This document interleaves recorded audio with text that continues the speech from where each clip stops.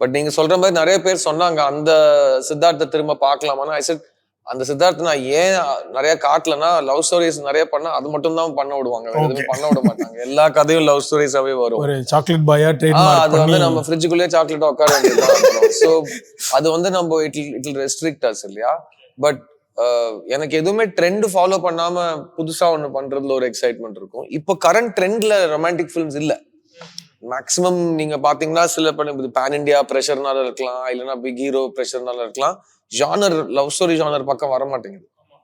So இப்போ இல்லாத trend நம்ம ஒன்னு ட்ரை பண்ணா நல்லா இருக்கும்னு ஒரு ஃபீல் இருந்தது. இது ஒர்க் ஆகுதுன்னா next directors will be more confident to come with love story for the audience.